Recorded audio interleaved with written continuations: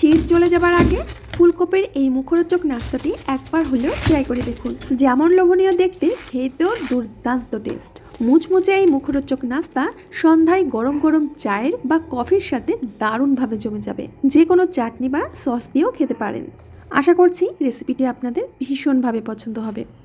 তো সবার প্রথমে আমি এরকম বড় সাইজের একটা ফুলকপি নিয়েছি। ফুলকপিগুলোকে প্রথমে এইভাবে ছাড়িয়ে নেব।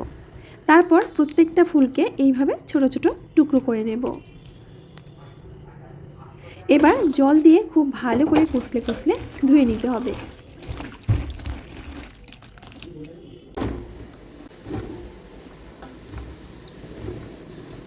একটা কড়ার মধ্যে দিয়ে দেবো 2 টেবিল চামচ মতো সরষের তেল। তেলটা গরম হয়ে গেলে দিয়ে দেবো হাফ চামচ পাঁচফোড়ন, দিয়ে দেবো 1 চামচ গ্রেট করা আদা। আদা আর পাঁচফোড়নটাকে হালকা করে একটু ভেজে নিতে হবে। যখন এর খুব সুন্দর একটা সুগন্ধ বেরোবে তখন দিয়ে দেব কেটে রাখা ফুলকপি।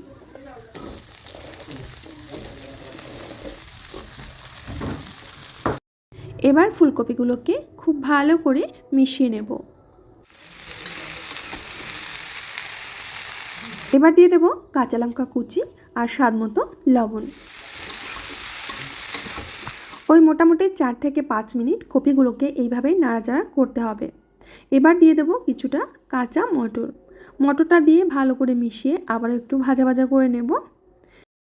এখন দিয়ে দেব পরিমাণ মতো হলুদ আর হাফ চামচ মতো লঙ্কার গুঁড়ো। এবার কপিগুলো ভেজে নিতে হবে মোটামুটি ওই 80% সিদ্ধ হওয়া পর্যন্ত। রেসিপিটা একেবারেই সিম্পল আর সহজ, কিন্তু খেতে দারুণ টেস্ট। এবার দিয়ে দেবো আগে থেকে সিদ্ধ করে রাখা ম্যাশ করা আলু। আলুটাকে ভালো করে কপির সাথে মিশিয়ে কষিয়ে নিতে হবে। খুব সামান্য মশলা দিয়েই কিন্তু আজকে আমরা রেসিপিটা তৈরি করব। যখন আলু আর ফুলকপি এরকম মিশে যাবে আর একটা ভর্তা মতো হয়ে যাবে, তখন এর মধ্যে দিয়ে দেবো ভেজে রাখা বাদাম, দিয়ে দেবো কিছুটা ধনেপাতা কুচি আর দিয়ে দেবো 1 চামচ মতো গরম মশলা। খুব ভালো করে আবারও মিশিয়ে নেব। তোমরা আলু ফুলকপির এই ভর্তাটা ডাল ভাত দিয়ে খেতে পারো, খেতে কিন্তু দারুণ লাগবে। তো আমাদের টেস্টি পুর রেডি হয়ে গেছে। এখন একটা প্লেটের মধ্যে নামিয়ে নেব। দেখতে পারছো এটা দেখতে কতটা সুন্দর, কতটা লোভনীয় লাগছে। এমনিতেই খেতে এটা দারুণ টেস্ট। এবার একটা বাটির মধ্যে নিয়ে নেব কিছুটা কর্নফ্লোর, দিয়ে দেব পরিমাণ মতো জল। এবার খুব ভালো করে জলের সাথে কর্নফ্লোরটাকে মিশিয়ে নেব। যদি হাতের কাছে কর্নফ্লোর না থাকে, কর্নফ্লোরের পরিবর্তে তোমরা চালের গুঁড়ো বা ময়দা দিয়েও গোলাটা তৈরি করতে পারো। এখন আমরা যে পুরটা রেডি করেছি এটা কিন্তু অনেকটাই ঠান্ডা হয়ে গেছে। এখন এখান থেকে অল্প অল্প করে পুর নিয়ে হাতের মধ্যে এরকম একটু গোল করে চ্যাপটা করে নেব, ঠিক যেমনটা আলু দিয়ে চপ বানানো হয় সেইভাবে। তো আমি আরও একটা তোমাদের বানিয়ে দেখাচ্ছি। প্রথমে হাতের মধ্যে করে এরকম গোল করে নেবে, তারপরে একটু চ্যাপটা করে নেবে। একে একে বেশ অনেকগুলো স্ন্যাক্স আমি বানিয়ে নিয়েছি। এবার আমরা যে কর্নফ্লোরের গোলাটা তৈরি করেছিলাম, গোলার মধ্যে দিয়ে এপিট ওপিট করে খুব ভালো করে কোট করে নিয়ে তারপর আমরা নিয়েছি ব্রেড ক্রাম্বস। এবার ব্রেড ক্রাম্বস দিয়ে খুব ভালো করে এইভাবে কোট করে নিতে হবে। তো একটা স্ন্যাক্স আমাদের রেডি হয়ে গেছে। একইভাবে প্রত্যেকটা আমি তৈরি করে নিয়েছি, আর এগুলো দেখতে কতটা সুন্দর লাগছে। আগে থেকেই আমি কড়াইতে তেল গরম হতে দিয়েছিলাম।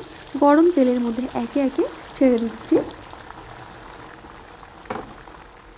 মোটামুটি 1 থেকে 1.5 মিনিট পর নেড়ে দিতে হবে। গ্যাসের ফ্লেমটা কিন্তু হাইতেই রাখবে, হাই ফ্লেমেই কিন্তু এই স্ন্যাক্সগুলো ভেজে নিতে হবে।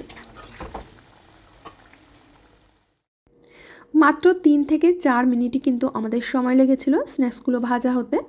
এটা খুব সুন্দর মুচমুচে আর দারুণ কালার এসেছে।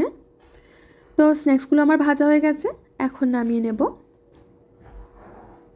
আর তোমরা এই স্ন্যাক্সগুলো কাঁচা অবস্থায় ফ্রিজের মধ্যে স্টোর করতে পারবে 1 সপ্তাহ পর্যন্ত, নষ্ট হবে না। তো যখন ইচ্ছা করবে তখনই তেলে ভেজে খেতে পারবে। তো আরও একটি ব্যাচ আমি দিয়ে দেব।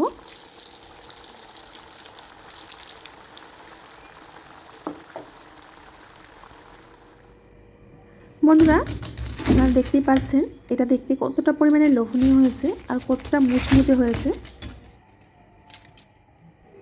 এটা আপনারা গরম গরম চা বা কফির সাথে পরিবেশন করতে পারেন।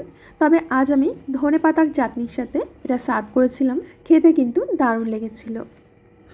তো আমি আপনাদের দেখিয়ে দিচ্ছি যেটা কতটা পরিমাণে মুচমুচে হয়েছে। বন্ধুরা, আশা করছি আজকের রেসিপিটা আপনাদের অনেক ভালো লেগেছে।